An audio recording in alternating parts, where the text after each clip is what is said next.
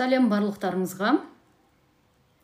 Қазір самооценка туралы сөйлесетін боламыз. Самооценка, ішкі опора деген самооценка негізі қалай өзіңізбен қарым-қатынасқа, басқалармен қарым-қатынасқа, ақшамен қарым-қатынасқа қалай влиять етеді, сол туралы сөйлесетін боламыз. Ештемеге желание жоқ, құрдымға кеткен адам сияқтымын. Өзіңіздің ішкі опораңызбен, ішкі дүниеңізбен жұмыс істеу керексіз. Өмірде әртүрлі жағдайлар болады, ол бола береді. Өмір болғаннан кейін әртүрлі проблемалар болады, бірақ та, мысалы айтады ғой, кейбір адамдарға қарап жүресіз, неше түрлі проблемада жүреді, айтасыздар, мен болсам осындай проблемаға шыдамас едім, қалай осы адам шыдайды деп, ол адамда оған да қиын, бірақ та оның өзінің ішкі опоралары мықты адамдарда. То есть біреуде проблема жоқ деген болмайды. Каждый адамда өмірінде өзіне ауыр, өзіне тиетін бір проблема бар. Бірақ та кейбір адамдар сол проблеманы көтере біледі. Соны көтере алатындай психикасы мықты болады. Сондықтан өміріңізде енді ештемеге желание жоқ, құрдымға кеткен адам сияқтымын деп тұрсыз ғой. Оның ішінде қазір білу керек та, не именно сізді шаршатып жүр. Именно жаңағы ақшамен проблема ма, қарым-қатынаспен проблема ма, или өзіңіз неше түрлі ойлар, үрей, қорқыныштар ма сізді мазалап жатқан, соның бәрін білу керек, соның бәрін түсіну керек, содан ары қарай уже понятно болады, немен жұмыс істеу керек екен, просто жай жаңағы мен сізге қазір просто жай іштеңке етпейді, бәрі нормально болады деп айта алмаймын. Өйткені пока іштегі опораны дұрыстамағанша іштеңке нормально болмайды.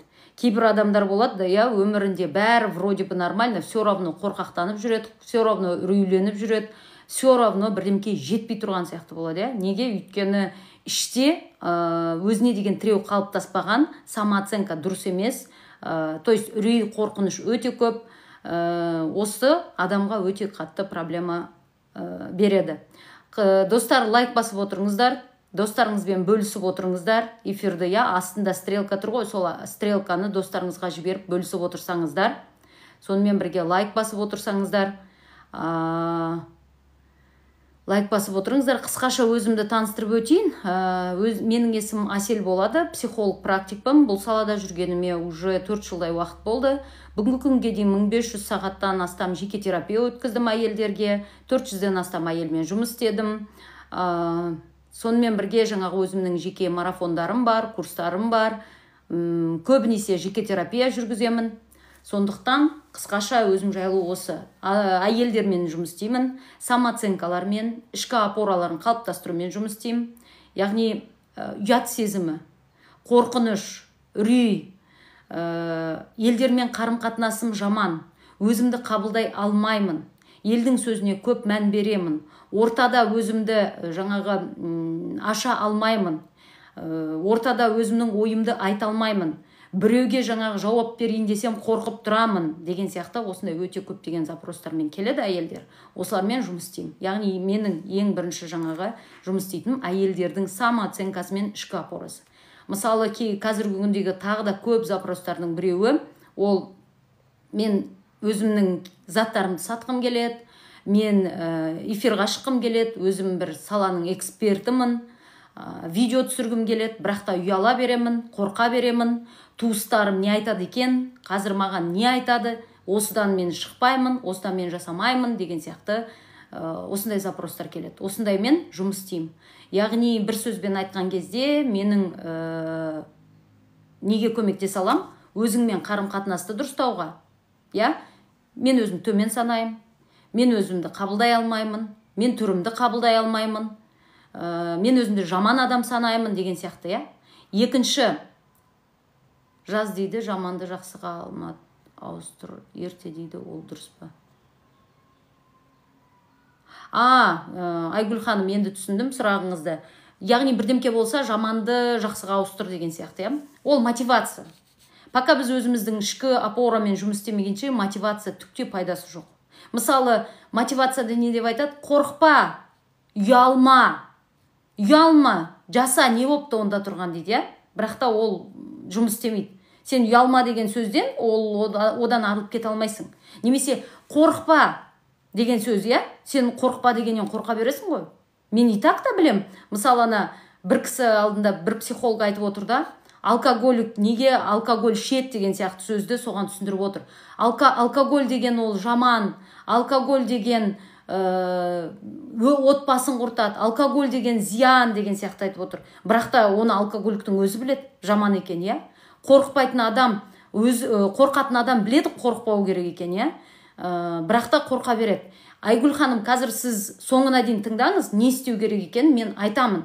Неге соңына дейін тыңдаңыз, потому что мен сізге түсіндіріп кетуім керек. Оны қай жерден, қалай шығатын, неге осындай болатын, иә.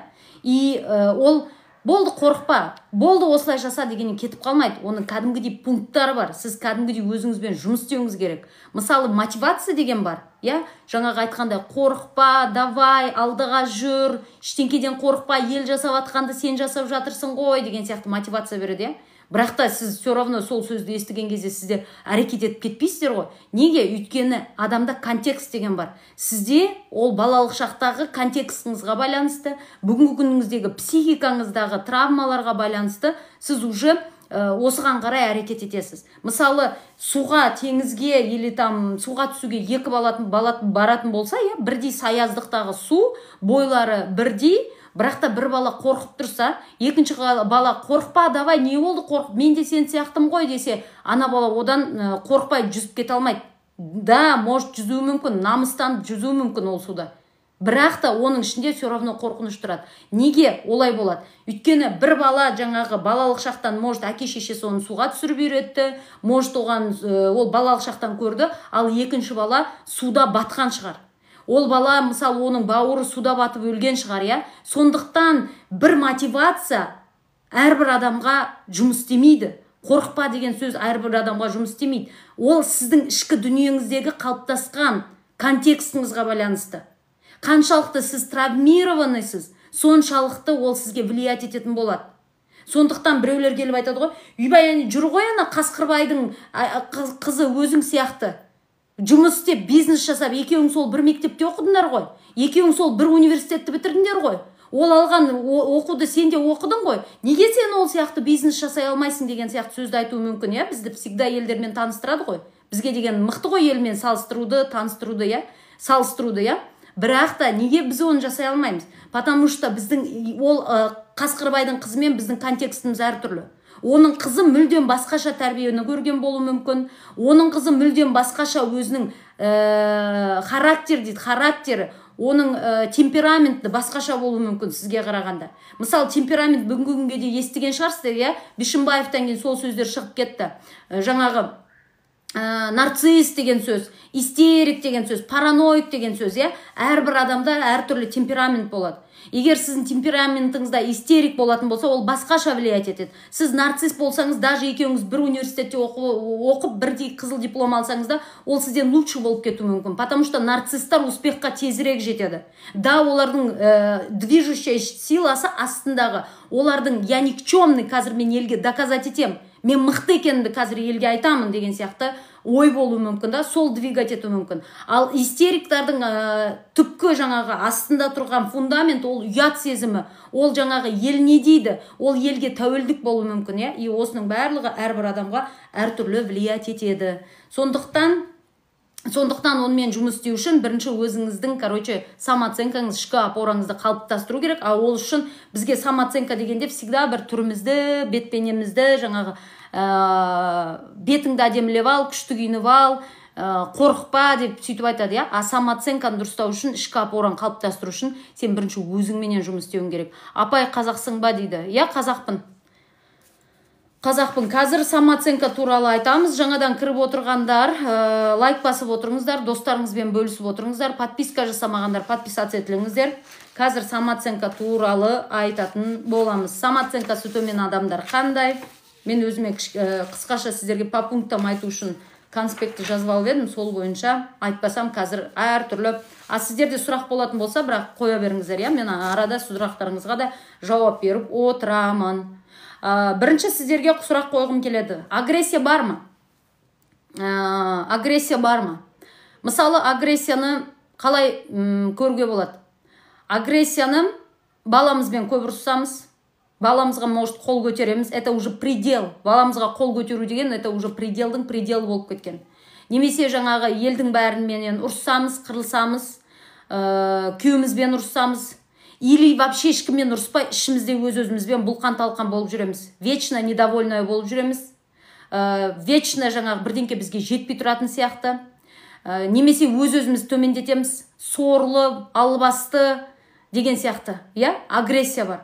Самооценкасы төмен адамдар агрессиямен өмір сүреді. Неге агрессиямен өмір сүреді деген сұрақтарыңыз болуы мүмкін, Негізі, любой адамның қалауы бар өмірде. Бірдемкені қалайды. Агрессия деген ол мықты энергия. Агрессия өзіңді өзгерту үшін. Мысалы, біз өздеріңізге сұрақ қойыңыздаршы, қай кезде ашуланамыз? Біз всегда бірдемкені өзгерткіміз келген кезде ашуланамыз. Мысалы, баламызға ашулансақ, біз баламызға не дейміз? Айқайлама, яғни пожалуйста айқайламашы деген бір өзгерісті қалаймыз, Күйеуімізге ренжіген кезде біз күйеуімізден бір өзгерісті қалаймыз, Өзімізбен албасты, сорлы, жүр осылай семіріп, сиыр құсап деген кезде, мысалы, ұрысқан кезде біз біз өзімізге, яғни неге сен диета ұстамайсың, неге арықтамайсың деген сияқты ұрыстың артында, агрессияның артында бір өзгерісті қалаймыз. Яғни агрессияның өзі біріншіден мықты энергия. Мысалы, осы жерде мынандай, мен ашулана берем, қалай ашуымды бассам болады деген сұрақ болуы мүмкін.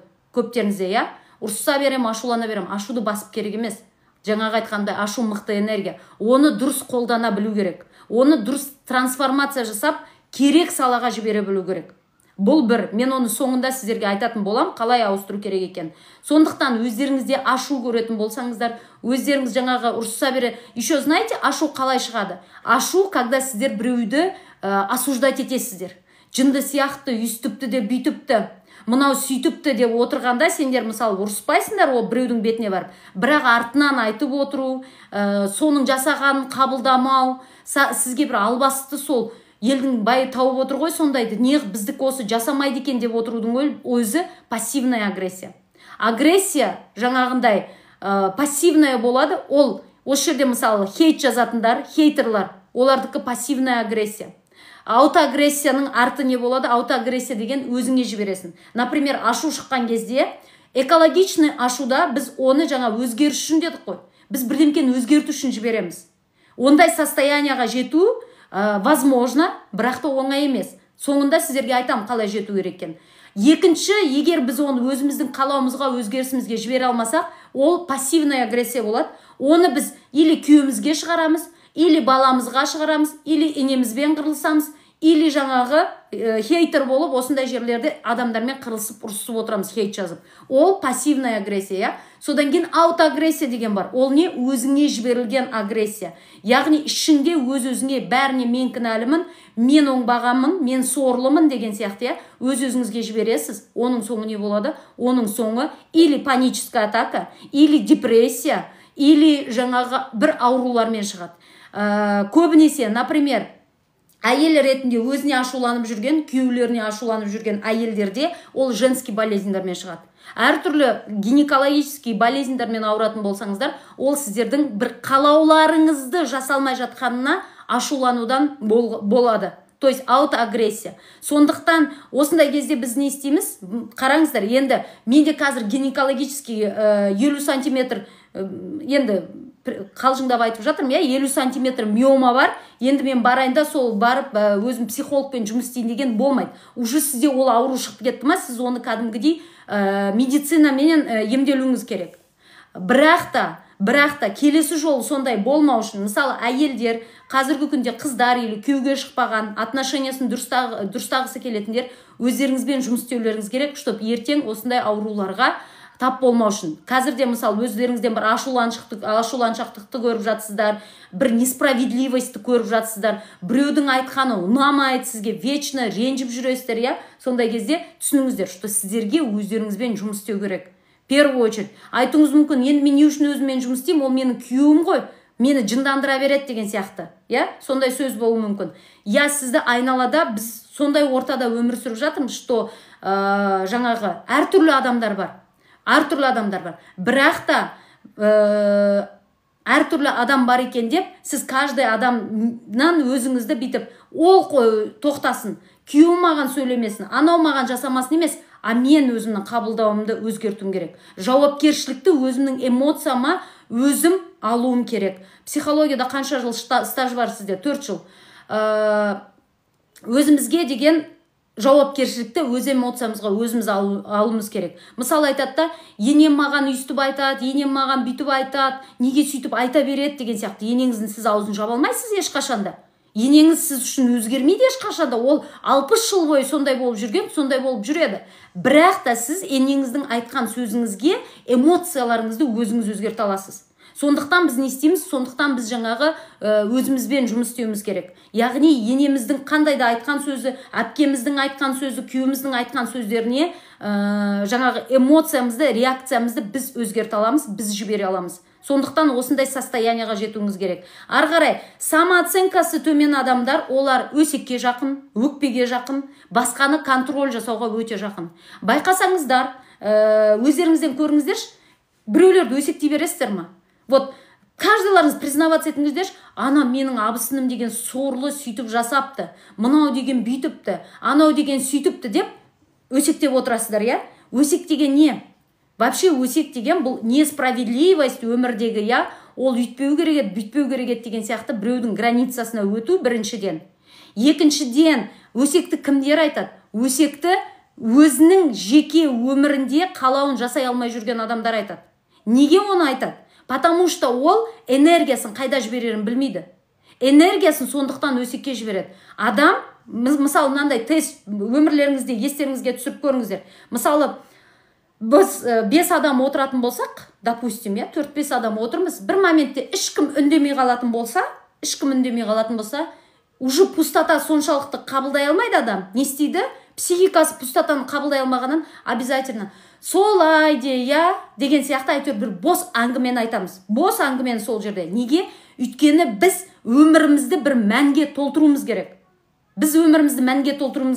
Өсек айту да ол өмірді мәнге толтыру. Понимаете? Сіздер басқаша өміріңізді мәнге толтыра алмайтын болсаңыздар, өсекпен, өкпемен, көре алмаушылықпен, біреудің артынан жаңағы өсек айту, ғайбат деп айтушы ме, сондай айтуменен толтырасыздар. Сондықтан самооценкасы төмен адамдар энергиясын өсек, өкпе, көре алмаушылыққа жібереді. Сонымен бірге басқаны контроль жасауға. Байқасаңыздар, мысалы осы жерде отырады, алдында маған бір хейтер жазып отыр. Сен неғып айқайлап отырсың деп жазады да. Понимаете? Телефон өзінің қолында. Ол өзінің қолындағы телефонмен, білмеймін, ол Шымкентте тұра ма, Тарбағатайдың тауында тұра ма, Ақтауда тұра ма, білмеймін, бір жерде отыр. Тиктогына кірді, мен шықтым стримға, я. Ол менің даусымды төмендетуге, ақырын сөйлеш деп менің даусымды басуға тырысып жатыр да. То есть ол өзінің өмірін контроль жасағанның орнына, ол менің өмірімді контроль жасағысы келеді. Менің даусыңды басып ақырын сөйлеш дегенде мен ақырын сөйлеймін ба? Мен сөйлемеймін, дұрыс па? Бірақ та ол не істей алады? Өзінің өмірін контроль жасай алады. Ол қолындағы телефонды алып, ұнамай тұр ма менің айтып жатқаным өтіп кетуіне болады. Немесе қатты даусы шығып отыр ма, жанындағы телефоннан даусын басып өшіруіне болады, я? Бірақ та оны жасамайды, не істейді? Мені контроль жасағысы келеді. Тура сол сияқты көптеріңіз, мысалы, жақсы өмір сүргілеріңіз келеді, жақсы алтын алғыларыңыз келеді, жақсы бір жетістікке жеткілеріңіз келеді, сізді сыйлағанын қалайсыз, құрметтегенін қалайсыз, бірақ та соны не істейсіз? Күйеуіңізден күтіп отырасыз. Маған күйеуім сыйламады мені, күйеуім мені құрметтемеді, анау маған үйтпеді, енем менен больше абысынымды сыйлайды, соған барып бір шытты беріп қойды. Ол бір шытты беріп қойғаның артында не тұр? Оның артында мәселе сізге ол шыт керек емес. Сізге абысынымды больше сыйлап тұр, чем мені деген сыйлы болғыңыз келеді, бірақ та оған контроль енеңізді жасап тұрса, вместо того, чтобы өзіңіз жасаған орны. А өзіңіз сыйлы болғыңыз келсе не істейсіз? Так, мен өзім қалай сыйлы бола аламын? Қалай не істесем болады? Өмірде восхищение алғысы келеді. Любой адамның өмірде қалауының біреуі бұл потребность восхищение алу. Яғни мені мақтаса екен, мені сыйласа екен, мен құрметті болсам екен деген бар, я? Енді біз жаңағы енеміз бізге шыт берсе, біз не істейміз? Енем мені жақсы көреді. мені құрметтейді деген сияқты, Енді соны енеңіз бермей тұр сізге, значит сіз өзіңіздің өміріңізді контроль жасап, соны алу үшін әрекет етіңіз. А сіз оның орнына не істейсіз? Енеңізге өкпелейсіз, енеңізге ренжисіз, енем маған жасамады деп енеңізді контроль жасағыңыз келеді. Біз өмірде мына өзіміздің теломызды, мына өзіміздің ойымызды, мына аузымыздан шыққан өзіміздің сөзімізді контроль жасағаннан басқа ештеңкені контроль жасай алмайсыз. Бірақ та тағы да біреу бар, ол сіздің балаңызды. Ол балаңыз есейгенше.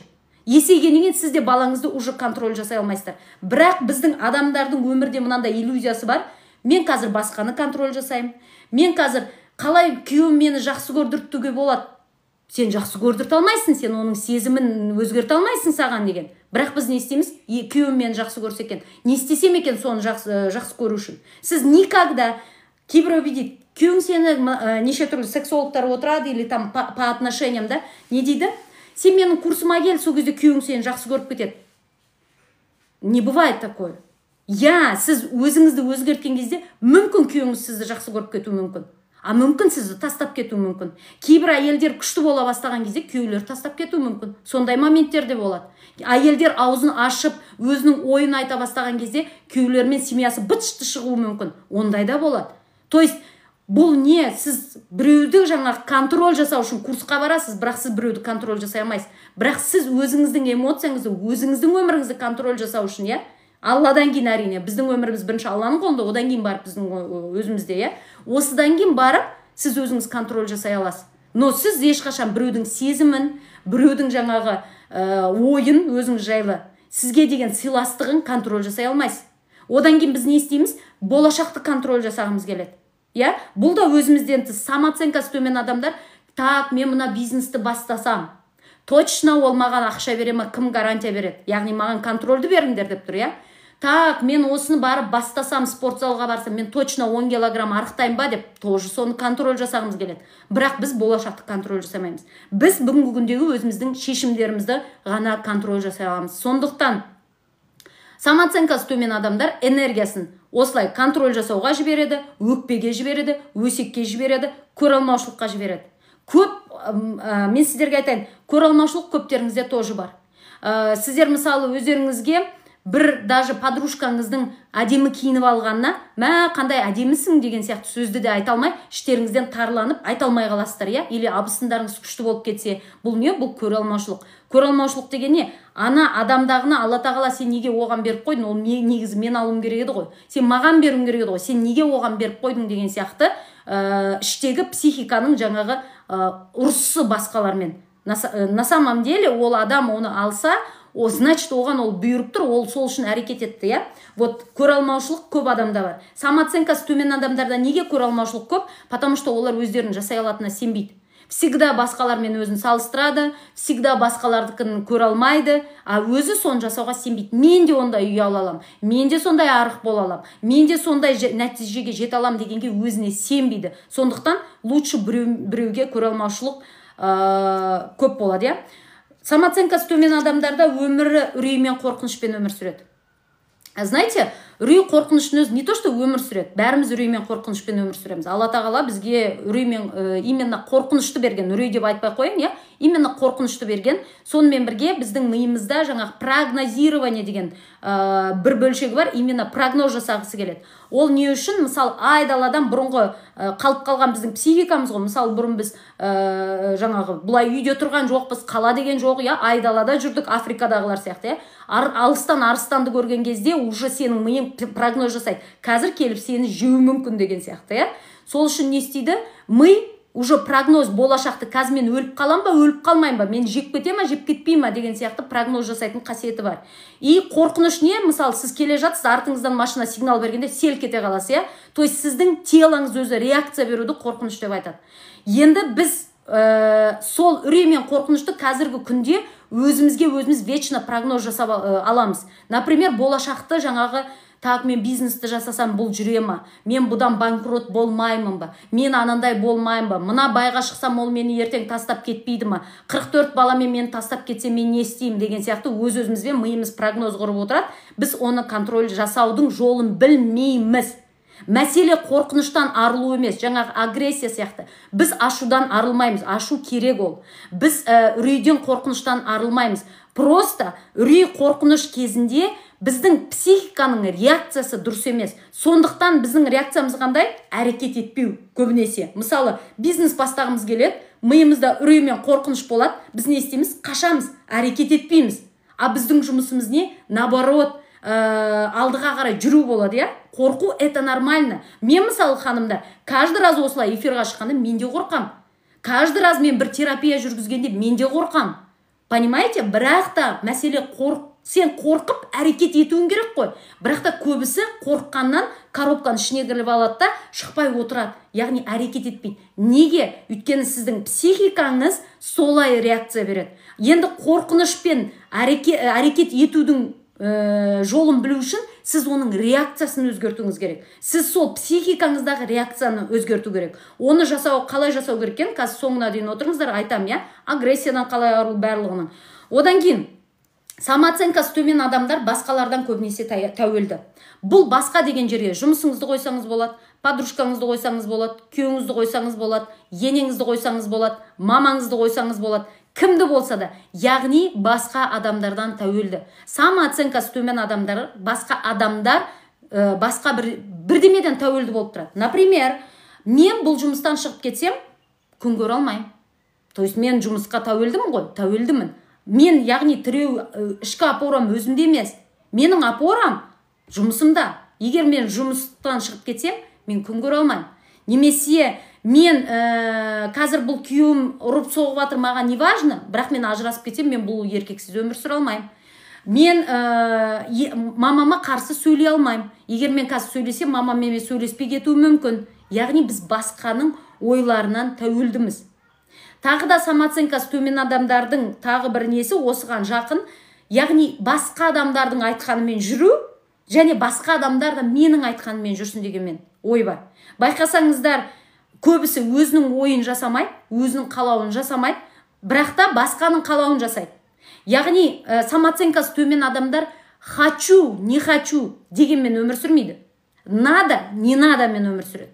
Яғни я хочу так, мен жасағым кеп тұр, сондықтан жасаймын емес, мен жасауым керек. Егер мен жасамасам, қазір менің күйеуім ренжиді, егер мен жасамасам, қазір бастық ренжиді, егер 6-дан кейін жұмыста қалмасам, ертең бастық мені жұмыстан шығарып тастауы мүмкін. Біз тәуелдіміз ғой бірдеңкеден, я? Егер мен қазір не етпесем, бастық маған ренжіп қалады да, білмеймін жаңағы немді төмендетіп тастайды деген сияқты неше түрлі, или там увольнять етіп жіберуі мүмкін. Егер мен қазір мынаны жасамасам, апайым маған ренжіп қалады. То есть мен надамен өмір сүрем. Надо, не надо мен өмір сүрем, а не то, что хочу, не хочу мен. А самооценкасы нормальный адамдар, стабильный самооценкадағы ішкі опорасы бар адамдар, олар хочу, не хочу мен өмір сүреді. Олар мысалы біреуге барып көмектескісі кеп тұрса да, қарыз бергісі кеп тұрса да, бірінші өзіне сұрақ қойды. А хочу ли я этого? Шынымен қалап тұрмын ба? Егер қалап тұрсам, мен берем. Одан кейін мен одан күтпеймін. Я, ол маған қайтарып береді, я, мүмкін қайтарып бермейді, бірақ мен одан күтпеймін, мен қазір бергім кеп тұрғаннан берем. А самооценкасы ішкі опорасы жоқ адамдар, стабильность самооценкасы жоқ адамдар, олар не істейді? Ойбай, ұят болады ғой.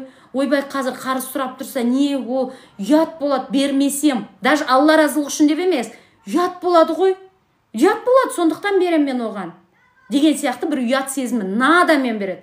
Надо мен жасайды. Не надо, надо мен өмір сүреді. Так, изменадан кейін қабылдай алмай қалдым. Күнде ұрыс. Бұл жерде, знаете, мәселе изменадан кейін менің ютубымда, ана шапка профилі да, менің ютуб ссылкам бар. Соның ішінде измена туралы сабақ бар. Измена, неге біз изменадан кейін ары қарай конфликт болады, измена деген кімдерде болады. Сол сабақты кіріп қараңыз. Соңғы, по-моему, соңғы бір тұрған 5-ші сабақ қойдым. Үстінен қараған кезде 5-ші сабақ па, 6-ші сабақ па, соны көріңіз ютубқа кіріп. Вот. Изменада негізі бұл жерде бізде бірінші шынымен қабылдай алмау болады. Несправедливость, я? Қалай? Мен оған осынша бала туып бердім ғой. Қалай ол осын жасады деген сияқты, да? Екіншіден, біз всегда под контролем осылай ұстағымыз келеді, енді ұрыс арқылы, манипуляция арқылы қайтадан кет қалмасын деп. Үшіншіден, біз каждый раз оны көрген кезде, как будто өзіміздің я ничтожная, я никто деген сезімімізбен өзімізді солай сезінеміз да. Неге? Өйткені ол басқа әйел таңдап кетті. Егер самооценкасы стабильный әйел болатын болса, ол бүйтіп айтады: ну и что таңдады, какая мне разница, да? Конечно, больно болады, конечно, жаман болады, бірақ та менің күйеуімнің изменять еткені ол менің бір жаман болғанынан емес деген сезім болады стабильный самооценкада. Поверьте, қыздар, может айтуларыңыз мүмкін: ой, ондай болмайды деп. Я күйеуің изменять еткен үшін саған жаман болады. Я больно болады, стабильный самооценкада болсаң да. Бірақ та түбінде сен айтасың: а почему мен кінәлімін? Почему менің күйеуімнің изменять еткеніне мен кінәлімін? Я такая, какая есть. Мен мүмкін бір жерлерде басқаша шығармын, бірақ та менің кінәм жоқ деген өзіңіз чувство виныға апармайсыз. Ал самооценкасы төмен адамдар даже өзін өзі кінәлайды. Менің күйеуім маған изменять етті, өйткені мен сорлымын, мен кінәлімін, мен онымен төсекте дұрыс жатпадым. Қазіргі қыздар немене әртүрлі мысалы сексуальный курстарға бара береді, өйткені күйеулері келіп айтады ғой: саған изменять еткеніңе мен кінәлі емеспін. Хотя член менікі болса да мен кінәлі емеспін. Сен кінәлісің, сен маған дұрыс бермедің деген сияқты сөзді айтады. То есть сізді кінәлі жасап тастайды. А сіз қай кезде өзіңізді кінәлі сезінесіз? Именно ол кінәлаған кезде, сіз өзіңізді де кінәлі сезінген кезде, ол сіздің ішіңізде, ол и так жара бар кезде сіз өзіңізді кінәлі сезінесіз. И каждый раз измена болған кезде сіз сол именно өзіңіздің ничтожество екеніңіз, как будто сіз бракованный екеніңіз. Самооценка стабильный адам былай істейді: хорошо, измена болды. Енді, да, мне больно, Аселя, мне больно, мне обидно, мне осындай, бірақ та мен бүгіннен кейін кешірім сұрады, мен бұған бір шанс берем, все, мен бұны ұмыттым. Все, қаншалықты ұмытқысы келмесе де ұмыта алады, қабылдай алады, я. А самооценкасы төмен адам, біріншіден, или жаңағы самооценка стабильный адам айтады: әйел, все, бұл уже екінші рет болып тұр, или там осындай, мен сенімен ажырасам болды. Ол манипуляцияға көп берілмейді. А самооценкасы стабильный емес әйел не істейді? Жарайды, мен сені кешірдім, бірақ күнделікті ананың бетіне: сол қатынның есіңе түсіп отыр ма? Сол қатынның тамағы дәмді ме еді не? Сол қатынмен жатқанда үйтіп педің? Сол қатынмен бүйтіп педің деп ана байын, наоборот, ана қатынға өздері итермелейді. Бар сен соған сияқты, ұмытпа ананы деген сияқты. Манипуляция жасайды. Не үшін жасайды? Не үшін ұрсады? Каждый раз мен өзімді кінәлі сезінбейін, байым кінәлі сезінсін. Байым өзің кінәлі сезінсін. Фундаменттеріңіз, отношенияңыз тек қана осыда тұр да. Өзіңіздің ішіңізде де кінә бар, енді байыңыз да сізге измена жасаған үшін кінәлі сезінсін. А стабильный самооценкадағы адам: все, мен де кінәлі емеспін, я арада байым кінәлі, бірақ та мен бүгіннен кейін кешірім сұрады, мен все, отпускаю все, и давай бақытты өмір сүруге тырысайық ары қарай деген сияқты жүреді, я. То есть бұл жерде күнде ұрыстың өзі жаңағы манипуляция болады да, понимаете? Манипуляция болады. И еркек жақтан да ол болады.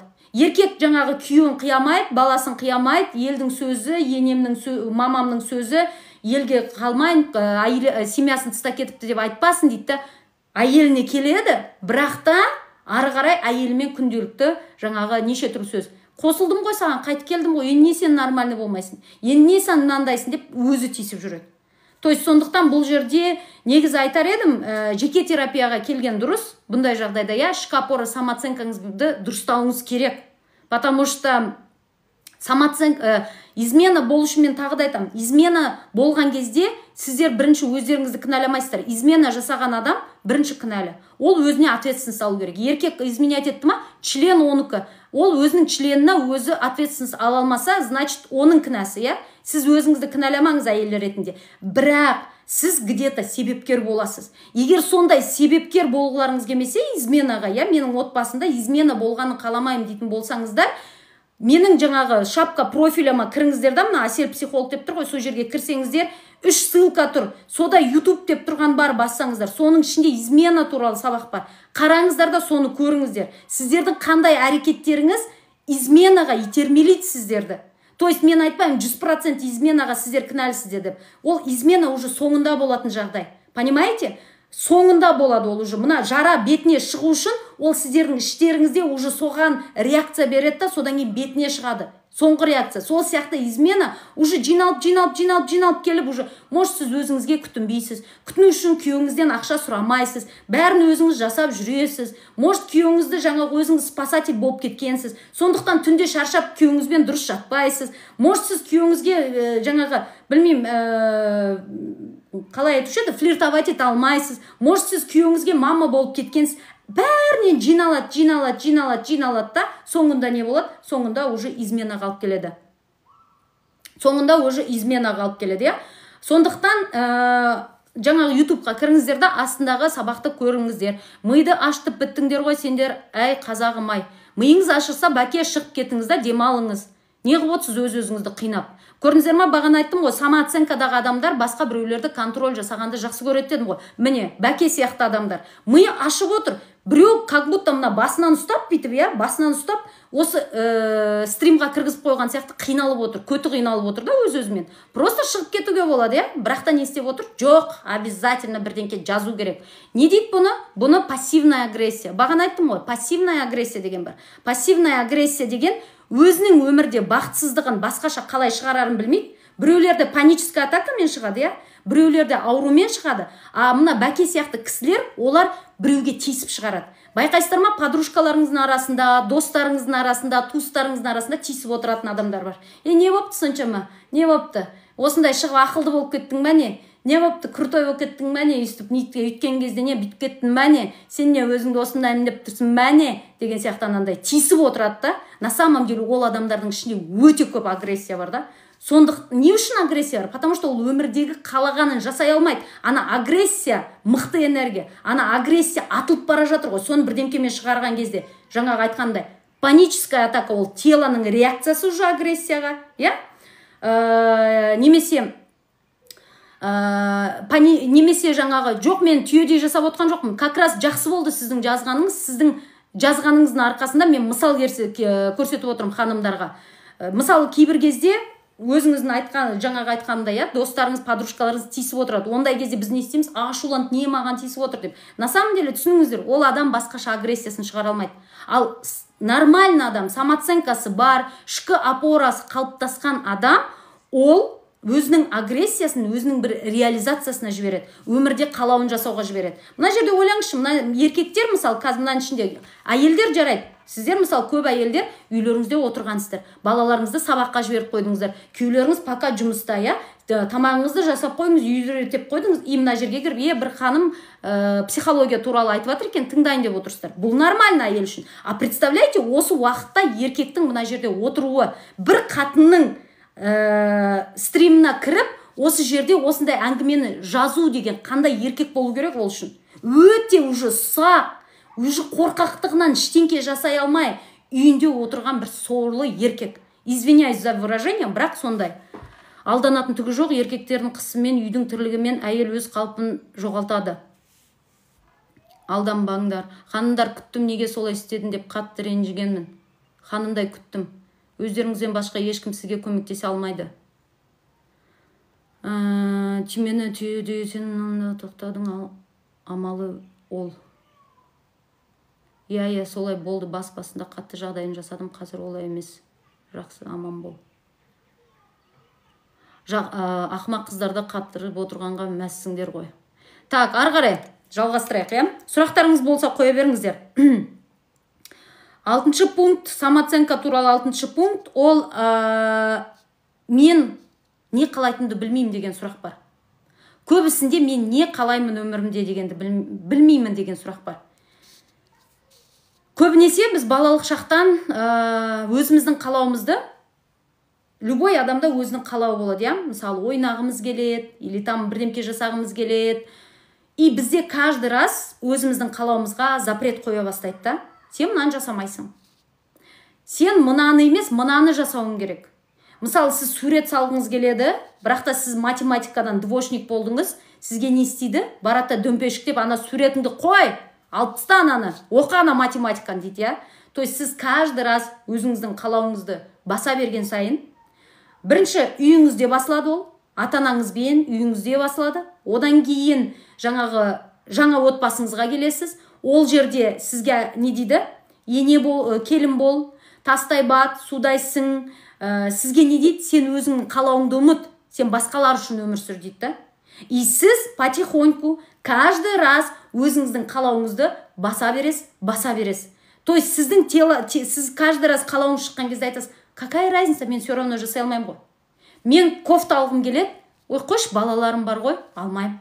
Мен кафеге барғым келеді, қойшы, оданша кредитімді төлейінші. Мен мына жаққа барып қыдырып келгім келеді, қойшы, оданша бірінші ипотекаға үй алып алайықшы. То есть каждый раз қалауыңызды артқа қарай итере бергеннен кейін қалауыңыз не істейді? Жоғала бастайды. И самооценкасы, неге бұл самооценкаға тікелей байланысты? Өйткені біз самооценкасы бағана айттық қой. Самооценкасы төмен адамдар всегда болашақты контроль жасағысы келеді. Всегда идеальностьқа талпынады. Бірдемкені бірінші жасап алайын, содан кейін қалауымды жасаймын деген сияқты ой болады. Идеальностьпен жүреді, иә. Сондықтан самооценка тікелей байланысты. Қалауға самооценка тікелей байланысты. Сондықтан біз не істейміз? Самооценкамызды төмендетпеміз керек. Так.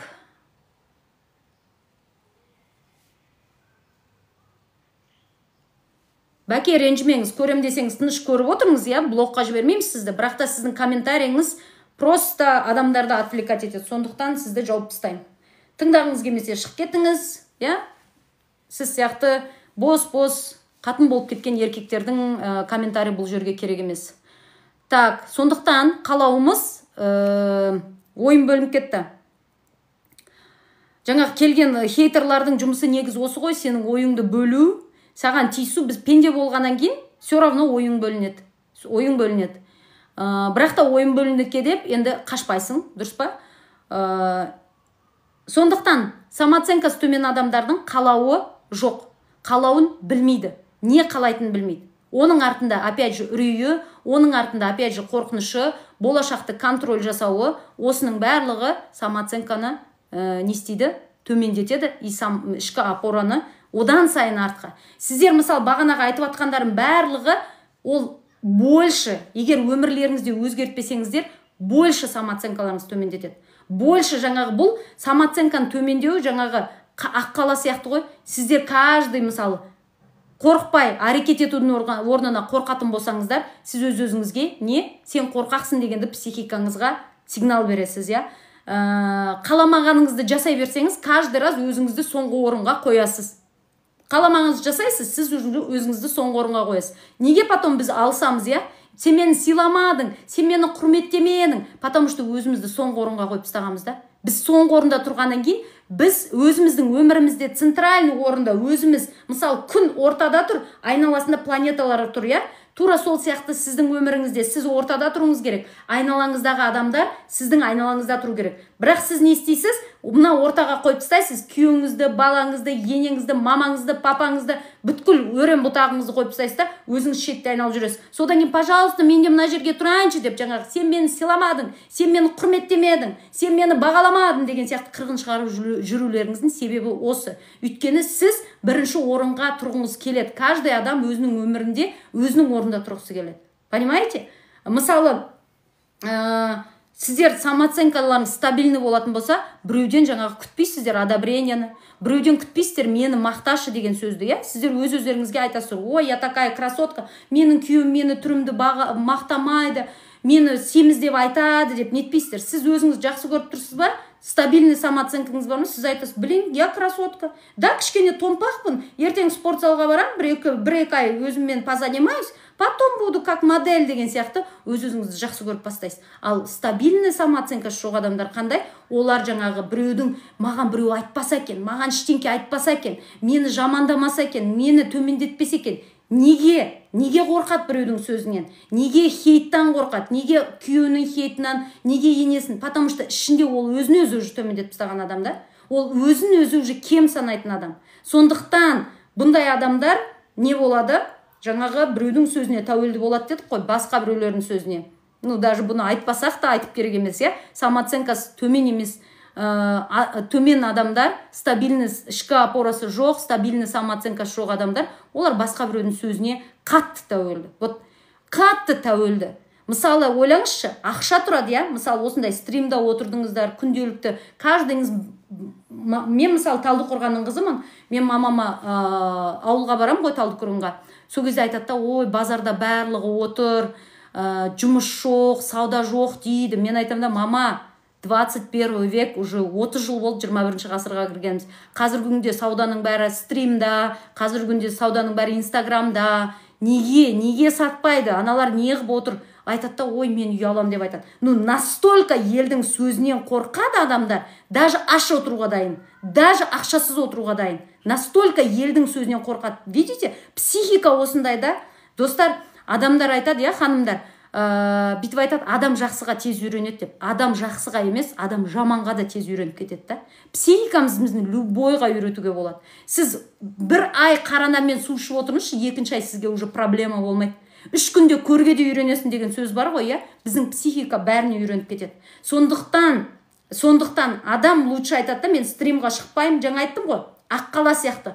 Қорқынышын өздері қорқыта берді. Ойбай, қазір шықсам менің қайнағам көріп қойып күлсе, ойбай, анау көріп күлсе, ойбай, мынау нетсе, оданша құрсын, отыра берейін, лучше осы жерде 5-10 мың теңге, 5-10 тиынып тауып, соған күн көріп жүре бергенім артық дейді. То есть соған уже адам үйреніп кетеді.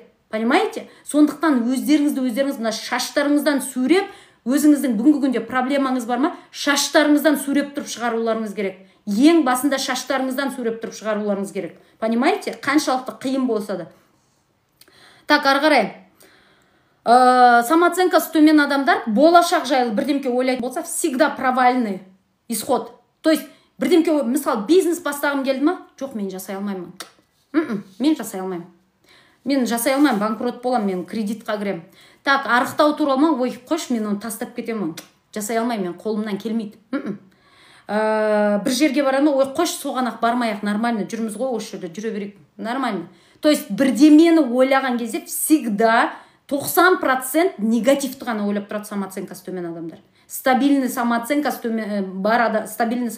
бар адамдар, олар ондай емес. Олар окей, я справлюсь деген состояниясы бар. Ал стабильность жоқ адам не істейді? Олар тек қана негативті ойлап тұрады. Өздеріңізден көріңіздерші, негатив бар ма? Бірінші, негативті ой мазалай ма? Екінші, жатқан кезде негативті ой жоқ деп ойласаңыздар, просто жатқан кезде не ойлайсыздар? Инстаграм, тиктокқа кіргенде не ойлайсыздар? Іштеріңізде сорлы, міне мен де осы сияқтым ғой, неге мен осы байымай жүрмін деген сияқты көре алмаушылықтарыңыз, іштеріңізде бір күйіктер бар ма? Агрессияңыз, вот самооценкамен жұмыс істеу керек. Негатив бар ма? Самооценкамен жұмыс істеу керек. Жатқан кезде өмірім деген өтіп жатыр, босына кетіп жатыр, мен не істедім деген сияқты қиялдайсыздар ма? Значит, самооценкамен жұмыс істеу керек. Үрей мен қорқынышыңыз бар ма? Самооценкамен жұмыс істеу керек. Елдің сөзіне тәуелдісіздер ма? Самооценкамен жұмыс істеу керек. Өзіңізді бір қателік жіберуден қорқасыздар ма? Самооценкасы төмен адамдар қателіктен қорқады. Олар не үшін әрекет етпейді? Не үшін біреуге ойын айтпайды? Не үшін менің ойым осындай деп неге айтпайды? Өйткені қателесуден қорқады. Потому что олар үшін қателік деген қиын. Балалық шақта мысалы қараңызшы, ең бірінші бір әрекетті жасадыңыз, я? Үй жинап жүрсіз, я? Сіз біздің кезімізде, үй балам сол, жаным сол, мына жеріңді бұрышыңды дұрыстап жинамапсың, ананы дұрыстап жина, іштен кетпейді, бірінші рет жасап жатсың ғой деп айтқан жоқ қой бізде. Дөңкілдетіп ұрды ғой. Албасты, көзің жоқ па, соқырсың ба? Да, көзіңменен түк те көрмейсің ба деп мақтанды. Сол сияқты, например, бізді не істейді? Бізді осылай үйреткен да. Сондықтан біз не қателік жіберуден қорқамыз. Бүгінгі күнде мысалы қаншама қыздар курс сатып алды, бір курс сатып алады. Бір курс, енді ол өмір ғой, сен бір-ақ курс сатып алдың. Сен бір курс алып бай болып кетпейсің. Сен бір курс алып успешный болып кетпейсің. Өйткені ол курс саған ұнамауы мүмкін, саған миыңа қонбауы мүмкін, сен оны түсінбеуің мүмкін, я? Бірақ та бізге не істейді? Айналамыздағы күйеуімізден бастап бәрі теседі. Курс сатып миллионер болайын деп жатыр едің ғой, осы қайда не болды? Миллионер болдың ба? Редқа кіріп отыр енді, сорлы. Тып-тыныш отырмайсың ба? Байың бар, балаң бар, отырмайсың ба деген сияқты сөзді айтады, я? Осы сөзден кейін біз не істейміз? Жаңағы сразу уже жаңағы әрекет етпейміз. Өйткені қателік жіберсек, қазір бізді төмендетеді, ұрсады. Өйткені бізде контейнирование, яғни балалық шақтан қателікті бізге дұрыс үйреткен жоқ. Яғни қателік жібергенде қалай өзіңді қабылдау керек екен, я? Сол үшін самооценкасы стабильный емес, самооценкасы төмен адамдар, олар қателік жіберуден қорқады. Я? Тек күйеумен сөзге келгенде ғана жыным келеді, қалған өмірімде бәрі дұрыс. Керемет, бәрі дұрыс болса. Жақсы ғой. Жақсы ғой. Мен жатсам маған мынандай ой не үшін келеді, менен жақсы нәрсе қызғанатын сияқты біреулер.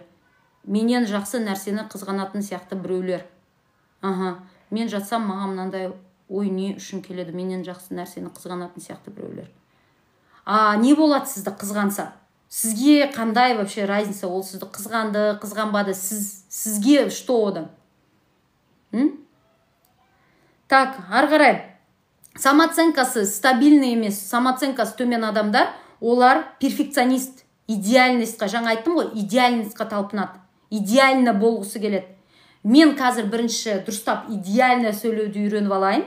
Мен сол кезде стримға шығам. Мен қазір идеально дұрыс түрімнің бәрін жасап алайын. Сол кезде свиданияға шыға бастаймын жігіттерге. Мен қазір идеально болып алайын. Мен сол кезде ананы істеймін. То есть тура мені айттыңыз. Бұл жаңағы айтып атқандарым, ханымдар, жаңағы айтып атқандарымның, мысалы мен осы жерге дейін уже 10 шақты пункт айттым, осының егер мына идеальность туралы бар ма, анау да бар, мынау да бар, бұл букет гүл сияқты. Бағанаға айтқандардың ең азында каждыларыңызда 7-8-і бар. 7-8-і бар, 7-8-і бар. Понимаете?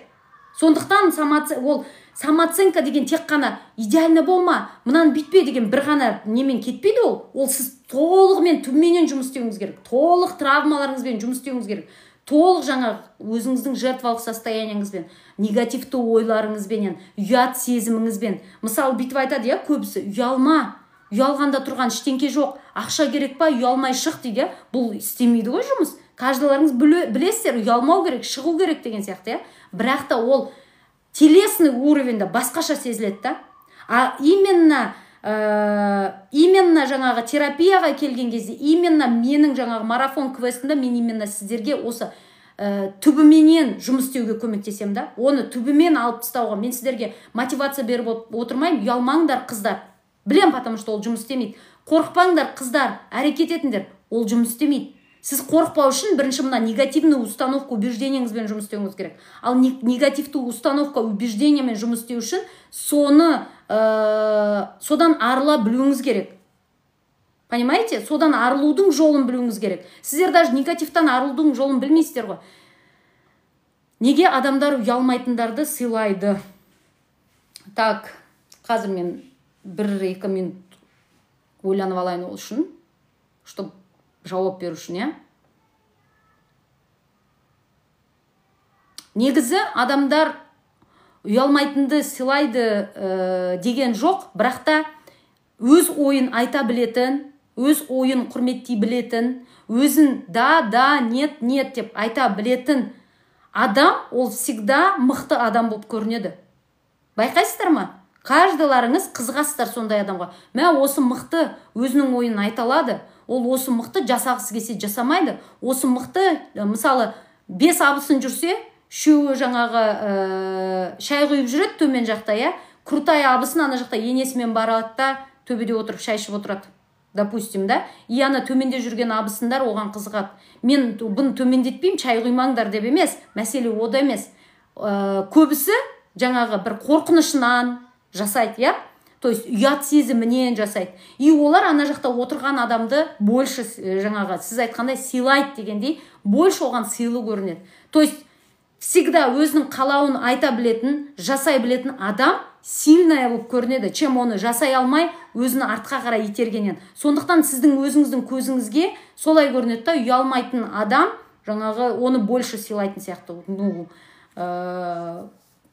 Былай қарасаңыз, любой адамды жаңағы айтқанда, өз ойын айта білетін, өзін қалай бар көрсете білетін, яғни мен осындаймын деген сияқты, әлсіздігін көрсете білетін, силасын көрсете білетін, жоқ деген жерде жоғын айта алатын, бар деген жерде бәрін айта алатын адамдар, олар всегда сильная көрінеді. Сильная адамды біз всегда сыйлаймыз, Біз всегда оны сондай болғымыз келеді, біз сол сияқты өз ойымызды айтқымыз келеді, бізге всегда ол заманчиво болып көрініп тұрады. Сондықтан жаңағы не только ұялмайтын адам, кейбіреулер бар, мысалы ұялмайды, кейбір адамдар бар, ұялмайды, бірақ та оның самооценкасы мықты деп айта алмаймын.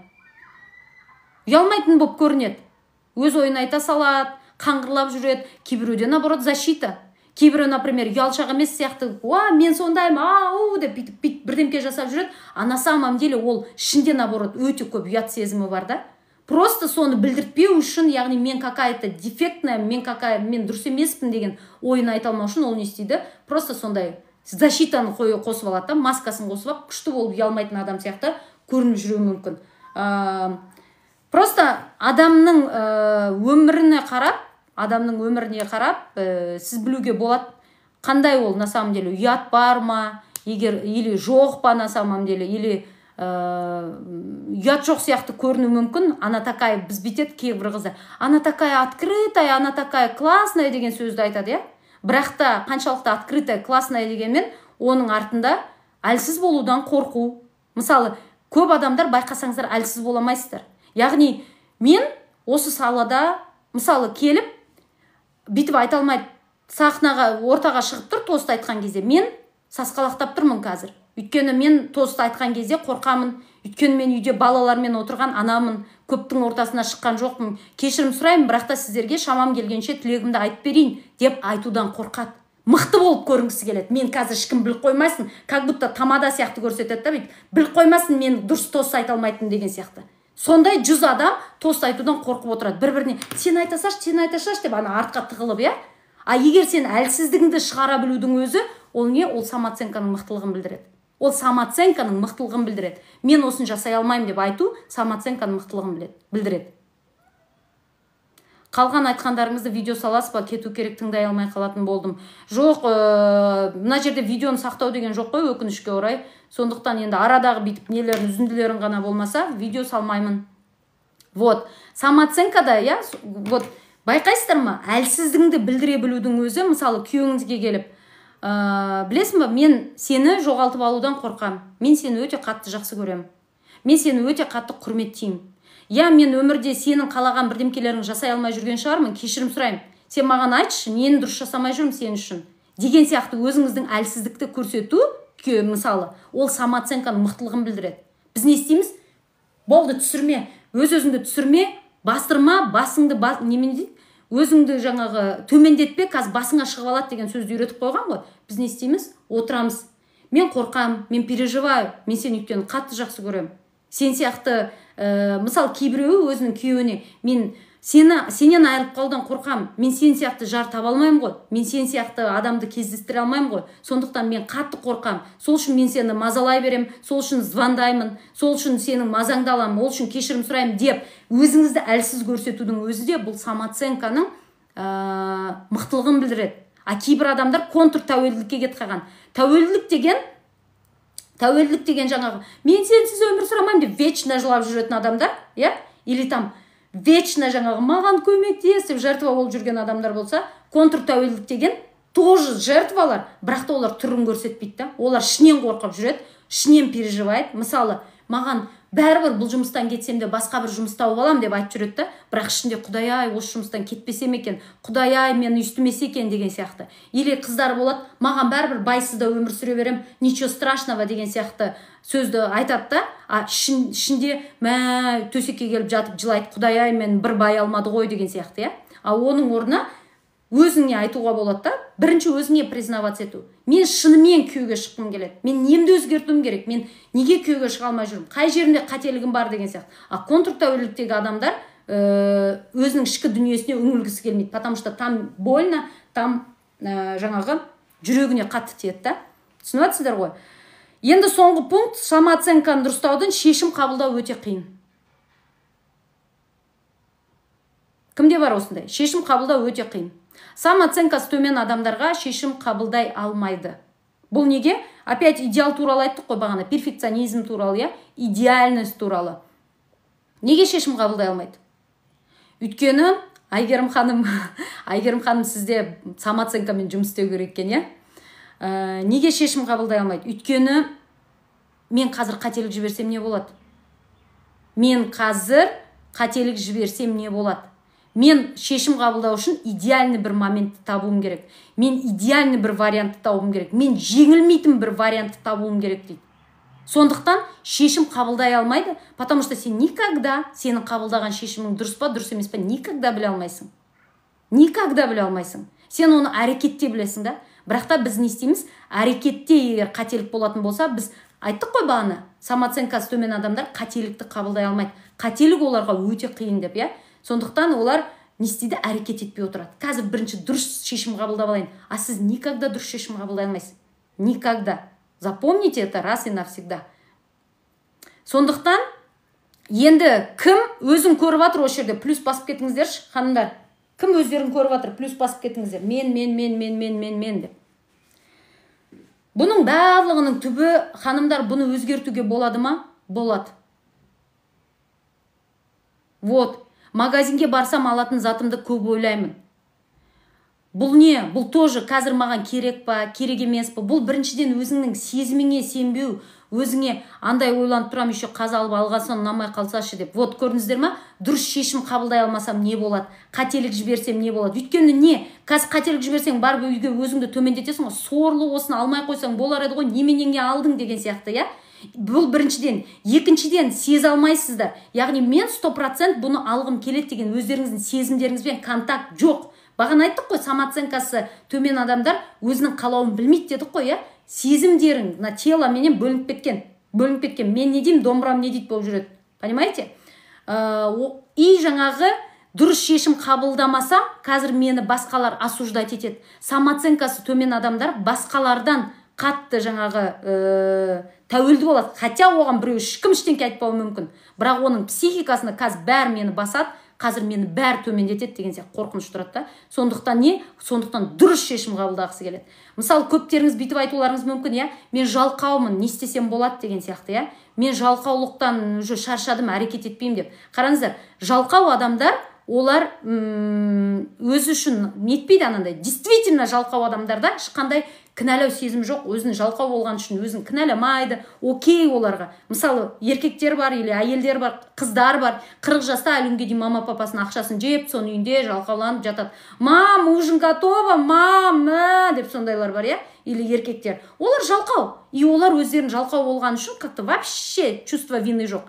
А қазір көбісі мен жалқаумын, не істесем болады деп осындай жерде отырғандарыңыз, сіздер жалқау емессіздер. Сіздерде прокрастинация деген бар. Прокрастинация деген мен бірдемке жасау керек екенін білемін, мен өзіме жауапкершілік алу керек екенін білемін, мен бүгін әрекет ету керек екенін білемін, бірақ та оны жасамаймын.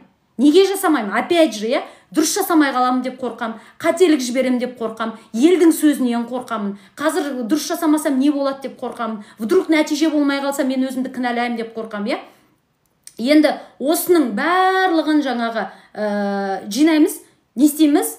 Әрекет етпейміз, қашамыз. Бүгін мен стримға шығам дедім, шықпаймын. Спортзалға барам дедім, бармаймын. Одан кейін кешке жақын өзімізді кінәлаймыз. Яғни прокрастинациясы бар адамдар, оларда кінәлау сезімі бар. А бұл не? Бұл жаңағы опять самооценканың дұрыс еместігінде. Өздеріңізге сұрақ қойыңыздар, күнделікті. Туй, блин, осыны кеше жасаймын дедім, тағы да жасаған жоқпын. Осы курсты оқимын дедім, тағы да оқыған жоқпын деп өздеріңізге жынданасыздар ма? Ол сіздерде жалқаулықтан емес, ол сіздерде прокрастинация бар. А прокрастинацияны самооценканы дұрыстау арқылы, ішкі опораны дұрыстау арқылы дұрыстауға болады. То есть сіздер прокрастинация всегда кейінге қалды шегере бересіздер. Ертең жасаймын, бүрсі күні жасаймын, бірақ та сол жасамағаның үшін жынданасыздар. Өздеріңізбен өздеріңіз ашуланасыздар. Неге жасамадым, неге кешіктіріп жатырмын, елдің бәрі жасап жатыр ғой, мен неге осыны жасай алмаймын деген сияқты өздеріңізде кінәлау сезімі бар. Иә? Осы самооценкасы мықты адамның минусы да көрінбей тұрады ғой, да, ол самооценканың мықтылығынан ба? Так, самооценкасы мықты адамдардың минусы да көрінбей тұрады ғой. Знаете, не то, что көрінбей тұрады, самооценкасы, действительно самооценкасы стабильный адамдар, олар, сіз оларға айта алмайсыз, немене жаңағы айттым ғой, олар әлсіз болудан да қорықпайды, олар өзінің қателігін айтудан да қорықпайды. Например, қателігі үшін кешірім сұрауды білесіздер ма көптеріңіз? Көптеріңіз білмейсіздер, иә? Бір жерде немене өзі келіп айтсын, немене өзі келіп үйтсін деген сияқты төмендеуді білмейсіздер, иә? Тәкаппарлық бар. Самооценкасы төмен адамдарда, ханымдар, тәкаппарлық бар, өте көп тәкаппарлық бар. Самооценкасы стабильный адамдар, олар кешірім сұрай біледі. Олар айтады, кешірші, мен осы жерде шынымен дұрыс ойламаппын. Осы жерде осыны дұрыс айтпаппын саған. Осы жерде ұрсып жіберіппін, кешірші. Мен сол жерде ашуланып кетіппін, да? Или там мен сіз туралы осындай жаман ойлап қаппын, кешірші деген сияқты сөзді айта алады. Самооценкасы төмен адамдар өзінің жаңағы әлсіз жерін айта алады. Мен осын жасамаймын. Білейін, сен қандай молодецсің, сен бар ғой, английскийді күшті білесің, я? А вот мен соны оқи алмадым, бар ғой, мен неге екенін білмеймін. Или там, мә сен орысша күшті білесің, я? Мен болсам орысша білмеймін. Мен орысша дұрыс сөйлей алмаймын деп өзін өзі айта алмайды. Қашып жүреді. Понимаете? Сондықтан ондай адамдар, жаңа самооценкасы стабильный адамдар, олар и так бәрін көрсетіп тастайды. Сондықтан оған бүйтіп тығылып керек емес та ештеңкеден. Понимаете? Сондықтан олар жаңа айтып тұрсыз ғой, минусы көрінбей тұрады деп. Потому что ол минусын көрсетуге ұялмайды самооценкасы төмен адамдар. Ой, дұрыс адамдар. Олар минусын көрсетуге ұялмайды. Мысалы, ол айтады, мысалы, мен осы кезге дейін түк те жасамаппын, жынды сияқты жүріппін ғой. Оған ол ұят емес, ол онда тұрған вообще ештеңкесі жоқ. Наоборот, самооценкасы төмен адамдар. Мен осы кезге дейін түк жасамасам, оны бүйттім де сөйттім деп біреумен қырылысып тұрады, айтады ғой, осы кезге дейін не сен осыған достиженияға жетпедің, не сен осындай жасамадың десе, қырылысып жаңағы доказать етіп тұрғысы келеді. Ал самооценкасы стабильный адамдар, олар айтады, мен шынымен жүріппін, көп не істеп жүргенімді өзім білмеймін. Енді бастаймын, Аллаға шүкір. Енді санам енді кіріп жатыр менің. Қазір міне 30-ға келіп санам енді кіріп жатыр. Енді главное, қазір жасасам да кеш емес деген сияқты, ол өзін қабылдай алады, минусын қабылдай алады. Понимаете? Самооценкасы дұрыс адам, ол минусын қабылдай алады. А солай на пофиг дальше кетсе, самооценкасы жоғары адам. Знаете, мен сіздерге мынаны айтайын. Самооценкасы біз төмен деген, бұл просто, мысалы, мен де қазір айтып отырмын ғой, самооценкасы төмен деген или жоғары деген, я? На самом деле самооценка стабильный болу керек. Самооценка стабильный деген, сен де жақсы күнде де бір дейсің, жаман күнде де бір дейсің. Мысалы, байқасаңыздар, бүйтіп айтады, я? Ақша адамды құртады дейді. Ақша никогда адамды құртпайды. Ақша адамның болмысын шығарады, ішіндегі самооценкасын шығарады. Мысалы, самооценкасы төмен адам, вообще самооценкасы дұрыс емес адам, ақша көтерілді ма, ол барып ана жерде, официант, мынау не? Деп сөйтіп сөйлейді, например. Бұл не? Бұл самооценкасы көтеріліп кетті. Понимаете? Ол да дұрыс самооценка емес. Ақшасы бар, көтеріледі. Ақшасы жоқ, сорлы болып қалады. Мысалы, біреулер бизнесін жасап жүреді, бизнес банкрот болды ма, біреусі барады да алқаш болып кетеді. Бұл не? Самооценкасы дұрыс емес адам. Самооценкасы дұрыс адам айтады, хорошо, менде қазір бизнес жоқ, қазір мен осындай состоянияға түстім, бірақ та мен шыға алмаймын деген сөз емес. Со мной все окей, мен өзімді қабылдаймын деген сияқты, я? Вот самооценка деген плюс-минус бірдей өзіңді қабылдау. Жақсы күнде де, жаман күнде де, өміріңде провал болып жатса да өзіңді сыйлайсың, құрметтейсің, бағалайсың. Мысалы, самооценкасы төмен қыздар ажырасып кететін болса, қатты депрессияға түседі. Неге? Өйткені оның самооценкасы жаңағы күйеуім бар, күйеуіммен деген сияқты болатын болса, ол мен енді ешкім емеспін, мен енді ешкімге керек емеспін, мен сондай сорлымын деген сияқты. А енді күйеуге шықса, уже мынандай болып кетеді. Мен деген екінші байға шықтым, мен сияқты үйреніп алыңдар, үйтіп алыңдар, бүйтіп алыңдар деген сияқты, я? Мысалы, мақтан тұту бар өзіңді. Мақтаншақтық деген бар. Мақтан тұту бар, мақтаншақтық деген бар. Мақтан тұту деген сен өз-өзіңді қолдайсың. Сен айтасың, молодец, блин, я классная, смотри, мен ойладым ғой осыны жасай алмаймын деп. А прикинь, мен жасадым осыны. Мен классныймын, прикинь, деген сияқты өз-өзіңді мақтайсың. Ал мақтаншақ деген бар, я? Мақтаншақ деген бар. Мақтаншақ деген ол өзін самооценкасын осы көрсету арқылы мақтанғысы келеді, да? Менде мынау бар, мен мынаны алдым, мен мынандай үй алдым, мен мынандай машина алдым, менің балам мынандай мектепте оқып жатыр, менің мына... сені ол көріп тұрған адам, көз бар адам, ол біледі сенің мықты екеніңді. Мықты екеніңді мақтаншақтанып керек емес, ол біледі сені. Бірақ мақтаншақ адам ішінде самооценкасы төмен да, яғни мақтану арқылы көтеріңдер мені, таққа отырғызыңдар мені, жоғары шығарыңдар мені деген сияқты мақтанады да. Потому что ол өз-өзіне әлі доказать ете алған жоқ. Ол финансово өсіп кетуі мүмкін, бірақ та ішінде ол психологический уровеньда өзін-өзі төмен санайтын адам да. Сондықтан ол менің балам, мысалы, бір көрдім да, например, менің балам деген мынандай мектепте оқып жатыр. Сол үшін осы үйді осы жерден алдық. Менің балам деген, мен үйімнің бәрін, кухняның бәрін, боргтың заттарын қойып қойын. Сен үйге барған кезде боргтың заттары бар екен, адам көреді, оны мақтап керек емес. Оның қымбат тұратын и так көреді адам. Зачем сен оны мақтаншақтанып айтып тұрсың да? Бірақ та ол қара мен күшті екенімді, ай, көрші, пожалуйста, мен, потому что ол өзінікін көре алмайды да. Көрдіңіз ба? Сондықтан самооценкасы жоғары деген сөздің өзі негіз дұрыс емес. Біз просто халық ортасы, адамның ортасында социумда самооценкаң төмен, жоғары деп айтамыз да, бірақ та самооценка всегда стабильный болу керек. Сенің үйіңде Борг, мысалы Марғұлан Сейсенбаев қандай миллионер, иә? Мақтанып отырмайды ғой. Мен деген крутой, мен деген 1050 кітапты оқып тастадым, менің деген яхтам болды, мен деген мынандай болды, мен деген айтпайды ғой, айтпайды. Айнұр Тұрсынбаева мақтана ма? Мақтанбайды. Оның все, одан курс алғың келеді, потому что неге? Ол уже Турцияда миллионерлар тұратын жерден үй сатып алды. Оған мақтанып керек емес. Қараңдар, бәрін менен үйреніңдер. Мен деген крутаямын, қараңдар. Қараңдар, мен ғана крутая, мен мына жерде Турцияның теңізінің ортасында отырмын деп мақтанбайды ғой. Понимаете? Оны не дейді? Артефакт дейді. Яғни көретін адам көреді оны, мына кісі қандай мықты деп, иә? А самооценкасы төмен адам, бірақ та жаңағы финансовый өсіп кеткен адам, ол не істейді? Мақтаншақ болады.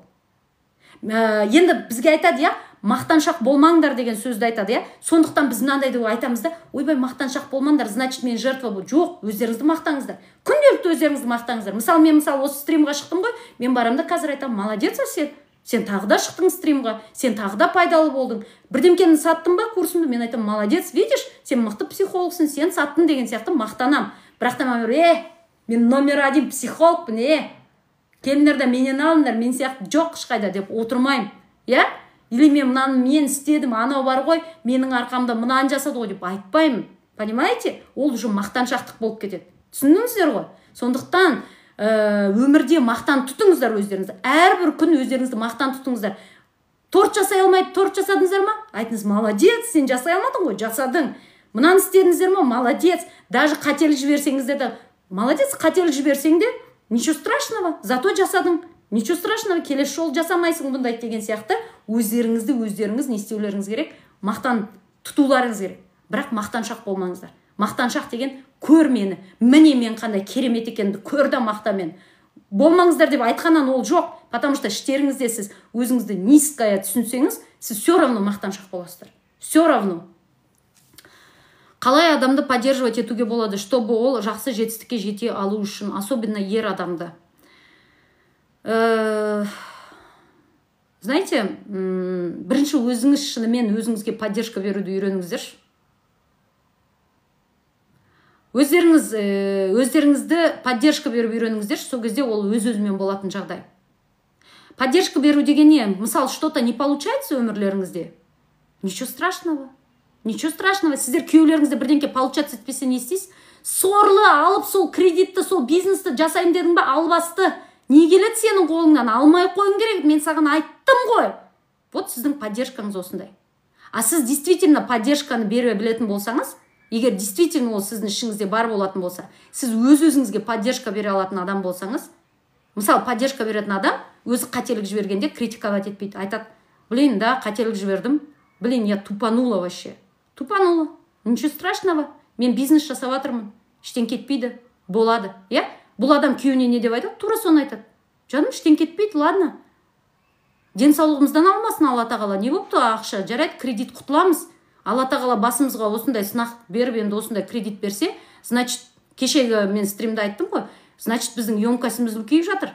Значит, біз ол кредитті Сайдмұрат Давлатов дегенді білесіздер ғой, сол Сайдмұрат Давлатов айтады да, кезінде 80 мың доллар ма, білмеймін, бірдемкеге қарызға кірген ғой. Сонда өзінің інісі айта берген ғой, вот, ты тупой деген сияқты, примерно да. Сол кезде мамасы тұрып айтқан ғой, егер сен сондай қарызға кіріп жатсаң, значит, сенде сондай қарыздан шыға алатын күшің бар.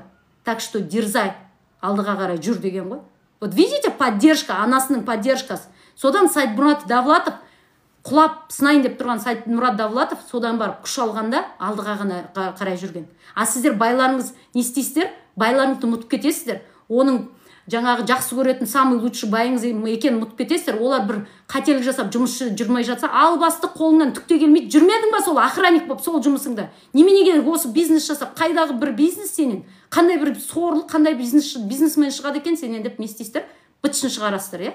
Қателік жіберсе. Ал поддержка беру деген именно бірінші өзіңізге. Егер сіз осы жағдай өзіңізбен болса, қалай поддержка береріңіз? А көптеріңіздің ішіңізде любой адамда 3 роль бар, иә? Ата-ана ролі бар, бала ролі бар, және ересек ролі бар, иә? ата-ана рөлі көбімізде критик ата-ана. Біз өзімізді, ол біздің мамамыз емес, біздің балалық шақтан қалып қалған неміз, біздің критик ата-анамыз не дейді? Біздің критик ата-анамыз вечно бірдемкені критиковать етіп тұрады. Мысалы, біз баламыз 2 алып келді ма, сол үшін бітішін шығарып ұрамыз. Біз айтпаймыз: балам, іштен кетпейді, значит, сен математикадан 2 алсаң, значит, бірдемкені түсінбей жатсың ғой. Давай мен сені дополнительный курсқа берейін. Математикада тұрған іштенке жоқ, бірақ та ертең ол саған керек. НТ-дан өтуіңе керек, осыдан керек. Давай қарап көрші, ойыңды бөліп көрші деп. Мудрый болып айтқан орнына біз не істейміз? Сорлы албасты отырған шығарсың сабақта. Немене дана балаларменен ойнап, соны жасамадың ба кеше деп бітішін шығарамыз, Вот, пожалуйста, критика ата-анамыз қосылады. Тура сол сияқты өзіміз қателік жіберсек, мысалы, көп қыздар курсты аласыздар, оқи алмайсыздар. Да, бывает, өз-өзіңізге айтпайсыз: блин, жарайды, осы курсты алған кезде менде осындай болып қалды, түсінбей қалдым, бірақ та енді ары қарай қателік жібердім, ничего страшного деп айтпайсыздар. Не істейсіздер? Болды, алмай ешқашанда курс, оқи алмайсың, сен топассың деп өз-өздеріңізді төмендетесіздер,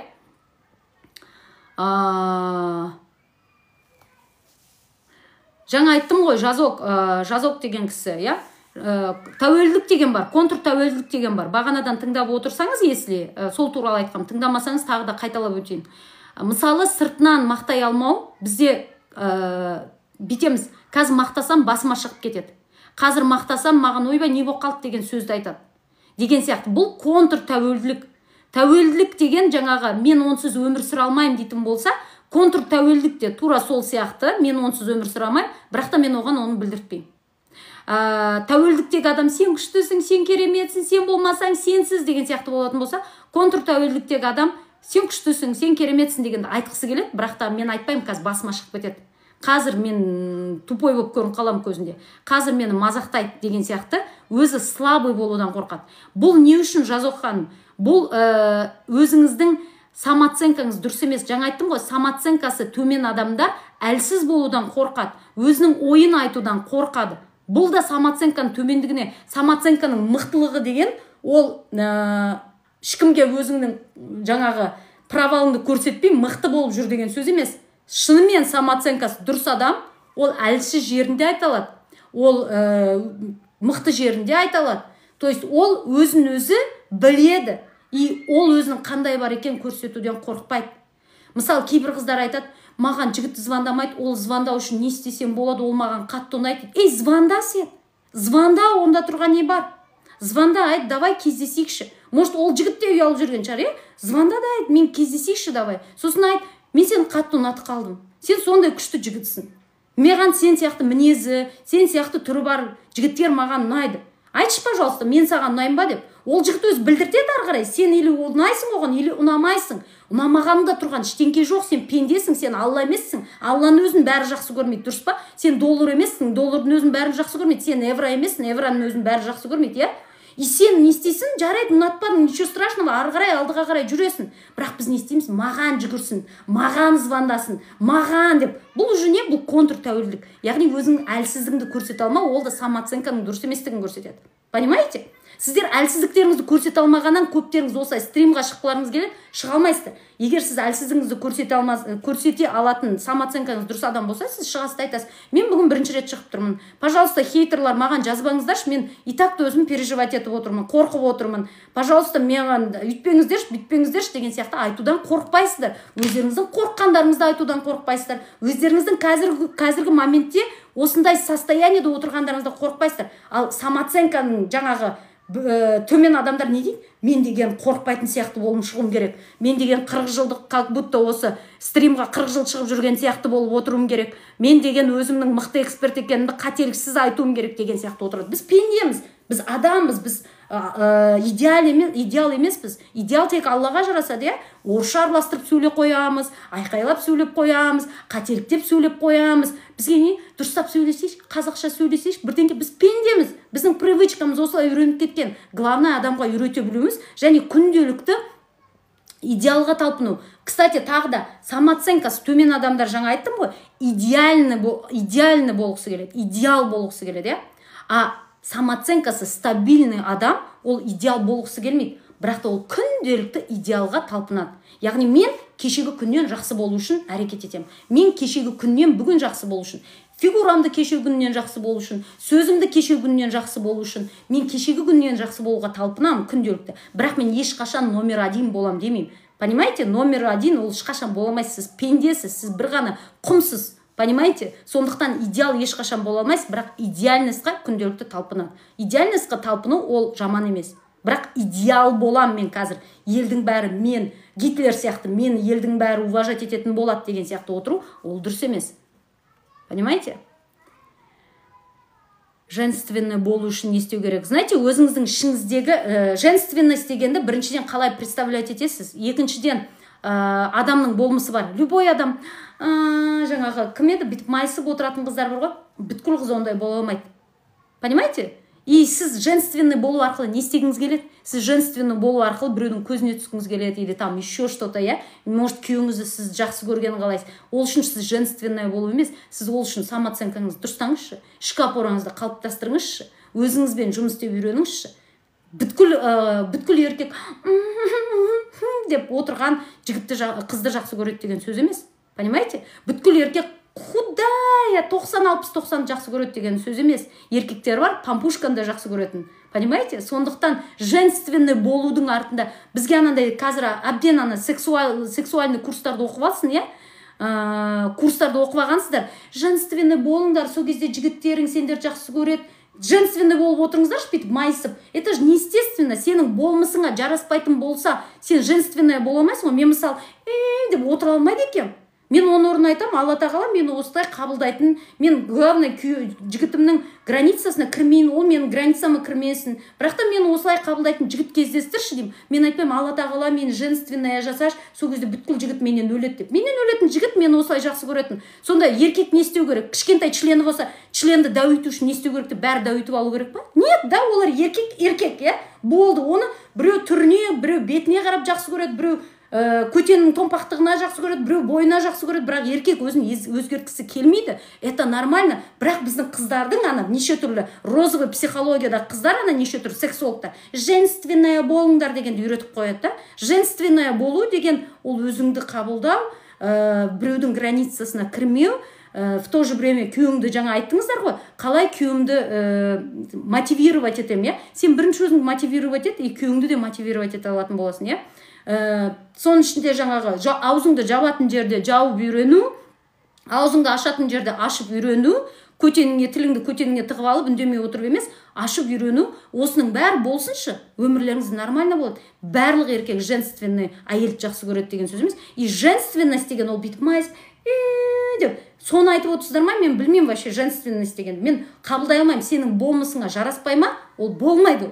Болмайды никак. Сен женственная бола алмайсың. Ол уже маска. Сен Алла тағала жаратып қойған бар. Понимаете? Алла тағала сізді грубый даусыңызбен, білмеймін жаңа грубый движение. Я понимаю, мысалы, мен бүкір болсам не істеуге болады? Барыңызда осанкаммен барып жұмыс істеңіз, я? Бұтым жаңағы дұрыс баспайтын болсам не істеуге болады? Барыңызда жаңағы массажға барыңыз, или там бірдемкелер бар да. Но в то же время сенің болмысыңа жараспайтынды сен оны жасай алмайсың. Хочешь ты это, не хочешь. Бұл да самооценканың дұрыс емес. Понимаете, дұрыс емес самооценкадағы адамдар солай ойлайды да, сыртқы бірдемкесін өзгерткісі келеді. Сіз психикаңызды өзіңізді дұрыстап қабылдап үйреніңізші. Сол кезде бәрі окей болады. Я мен осындаймын. Сіз өзіңізді қатты өзгертуге талпынатын адамдар всегда қарсындағы адамды да қатты өзгерткісі келеді. И осы жерде конфликт болады. Сіз мысалы өзіңізді қатты өзгертуге тырысасыз ба? Сіз күйеуіңізді вечно сиыр құсап шайнап отырсың тамақты, жүрген кезде немене үйстіп жүресің, жатқан кезде немене қорылдайсың, үткен кезде не бүйтесің, неге мына жерде сөйтесің, потому что сіз өзіңізді қабылдай алмайсыз, сіз басқа адамды да қабылдай алмайсыз. А в первую очередь сіз қабылдауды үйреніңіз, өзіңізді қабылдауды үйреніңіз. Сол кезде сіз басқа адамдарды да қабылдай алатын боласыз. Сол кезде арада конфликт болмайды. Конфликт вечно, или там енем маған бүйтті, енеңнің болмысы ол енеңнің болмысы. Не істейсің, ол өмір бақи сондай болғаны әйел. Ты можешь просто изменить себя, өзіңді өзгертуіңе болады да. Бірақ та не істеймін, енем маған өйстіп айтпау үшін мен не істеймін. То есть мен өзгерейін, ол да өзгерсін бірдемке деген сияқты. То есть бұл жерде өзгермеу деген жоқ, өзгеріңіздер. Бірақ та өзгерте алмайтынды өзгертпеңіздерші. Өзгерте алмайтынды өзгертпеңіздер. Ол сіздің болмысыңыз. Ол сіздің болмысыңыз. Үнемі көпшілікте сенімсіз жүремше. Сенімдікпен жұмыс істеу керек ханымдар. Оны мен қазір сізге сенімді болыңыз деп мотивация қылдырып бір сөзбен айта алмаймын. Қазір сол туралы айтамын. Жаңа мына жерде Жазоқ ханым айтып жатсыздар, иә, курсыңыз қанша деп. Ханымдар, менің марафон квестім бар. Именно осы сенімділік, бағанадан айтып жатқан сенімділікпен жұмыс істейміз, ішкі опораны қалыптастырамыз. Бұл жерде бірінші негативті ойлармен жұмыс істейміз, иә? Екінші ұят сезіммен жұмыс істейміз, жертва состояниясымен жұмыс істейміз. Қателік жіберуден қорықпайтын боламыз. Агрессия, жаңа айттым ғой, агрессия деген өте мықты энергия деп. Бірақ дұрыс қолдануды үйренеміз агрессияны, иә? Ана балаңыздан шығармау үшін, күйеуіңізден шығармау үшін, өзіңізден ұрсып, өзіңізді төмендетпеу үшін агрессиямен жұмыс істеуді үйренеміз. Одан кейін ұят сезіммен жұмыс істейміз. Үрей мен қорқыныш. Мысалы, мынандай адамдар бар, мен деген вечно үрейленіп тұрамын, не істесем болады деген сияқты сөзді айтасыздар, иә? Ол телодағы үрей ханымдар. Телоның өзінде үрей қалып қалады. Онымен де жұмыс істеу керек. Оның техникасы бар. Мидағы үреймен істеу техникасы бар. Сосын жаңа айттым ғой, именно үрейде біз не істейміз? Қорқу, үрей деген жаман емес. Бірақ қорыққан кезде, үрейленген кезде біз вместо того, чтобы алдыға жылжығанның орнына артқа қарай қашамызда әрекет етпей отырамыз. Неге? Өйткені психикамызда дұрыс емес реакция береді да үрей қорқынышқа. Менің жаңағы марафон квестімде сіздерде 20-шы сабақ бар, сол жерде контроль туралы сабақ. Сол жерден кейін сіздер қорқыныш пен үрей дегенді уже контролировать етіп үйренесіздер. Именно қорқыныш, үрей кезінде я қорқып тұрмын. Бәріміз қорқамыз, біз пендеміз, бізді Алла тағала қорқынышпен жаратқан. Бірақ біз қорқып әрекет етудің мына жерге психикамызда соны қалыптастырамыз, иә?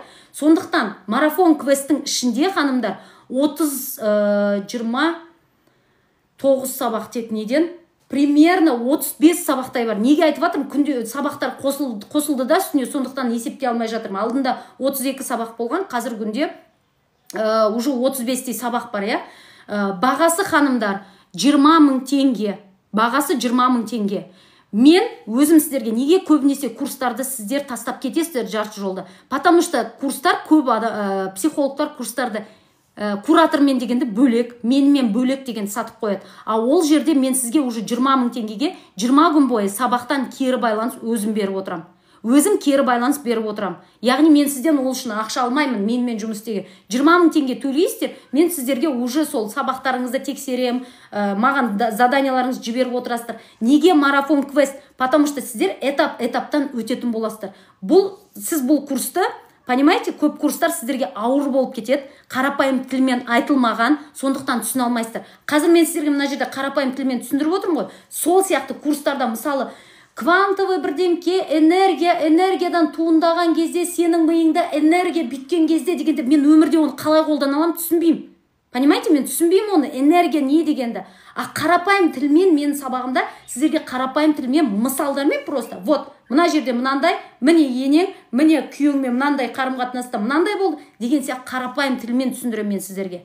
Мен сіздерге ана энергия біткен кезде мына жерде жүрегіңе келіп лып ете қалады да сол жерде зып ете қалады деп түсіндірмеймін. Сіз айтасыз ғой, мен оны өмірімде қалай қолданамын? Жарайды, лыпылдайды екен, зыпылдайды екен.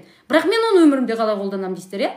Вот, мен сіздерге қарапайым өміріңізде осы бұл курстың марафон квестін атып бұрын өз-өзіңе терапия. Неге? Сіз вечно психологқа барып жүре алмайсыздар ғой. А сіздер бұл сабақтарды уже үйреніп алғаннан кейін өмір бақи өздеріңізге терапия жасап жүресіздер. Сондықтан ішінде 34 па сондай сабақ бар ханымдар. Бірінші өзіңізбен қарым-қатынас дұрыстайсыз, өкпеден арыласыз, көреалмаушылықтан арыласыз, негативті ойдан арыласыз, үрейден, ұят сезімінен осылардан арыласыз. Екінші басқалардан жаңа конфликт жасауды доғаратын боласыздар. Ақшамен қарым-қатынасын жақсарту үшін 9 сабақ ақша туралы сабақ болады.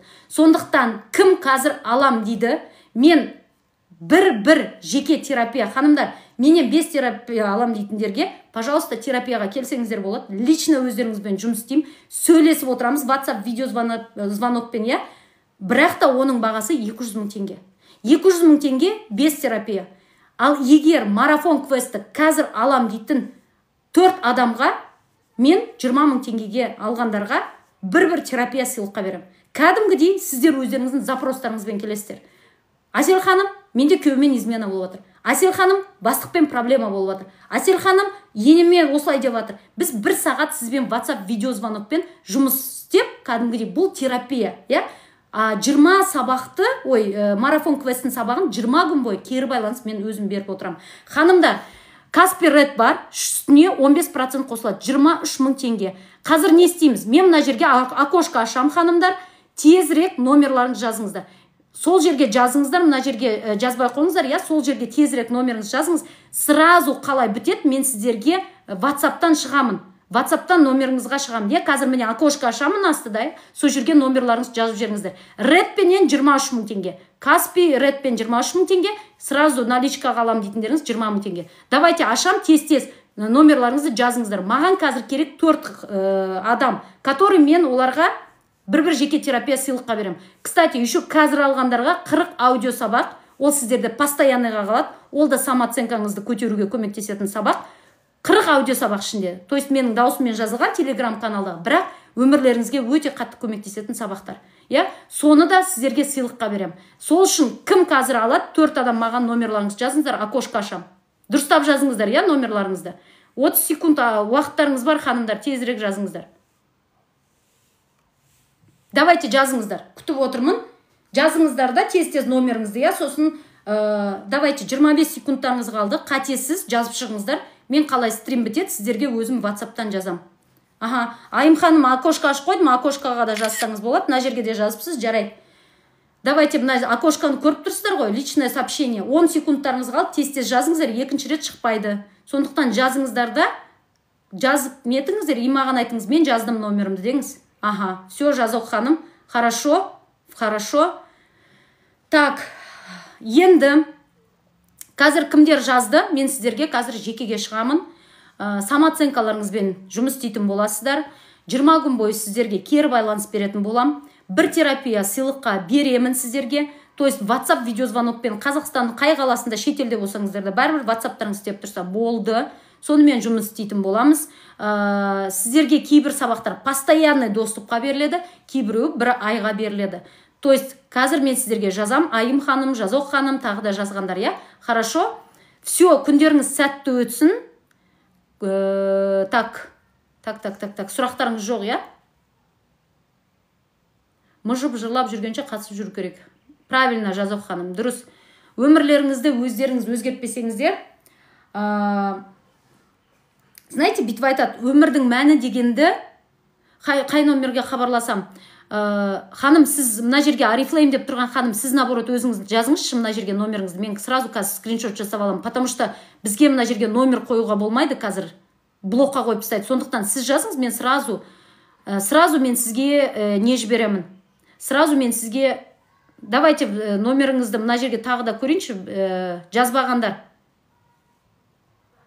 Уже мына жерге жазыңыздаршы плоды. Комментарийға жазасаңыздаршы. Комментарийға, болды, мен қазір сізге Арифлейм KZ сізге хабарласам, хорошо? Мына жерде номерларын қалдырғандар, мен сіздерге қазір хабарласам. Так, номерларыңызды қалдырғандар хабарласам. Мынандай сөз бар. Өмірдің мәні не деп сіз өмірден сұрамаңыз дейді. Сіздің жұмысыңыз өмірге келдіңіз ба? Мәнін сызатын, құратын сізсіз. Өмірден мені бақытты ет деп ренжімеңіз дейді. Сіз өзіңізді бақытты ете аласыз. Байқайсыздар ма, біз көбінесе бақытты болу үшін бір моменттерді күтеміз. Неге? Өйткені біз күнделікті өзімізді бақытсыз жасаймыз. Неге? Өйткені шешімдеріміз ұнамайды, күнделікті жасап жатқан әрекеттеріміз ұнамайды. Алдыңғы дұрыс емес, осы дұрыс па, соны хорошо, міне қазір скриншот жасаймын. Так, Айым ханымды кімге жазды? Все, ханымдар, қазір жазғандарға шығамын.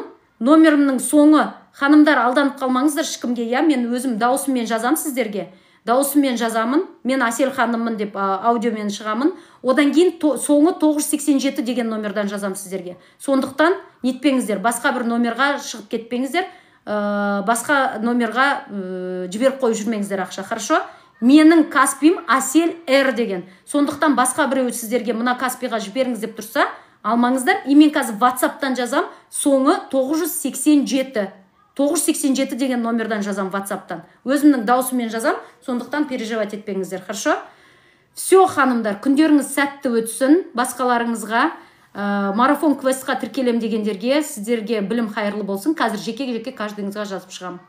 Сау болыңыздар.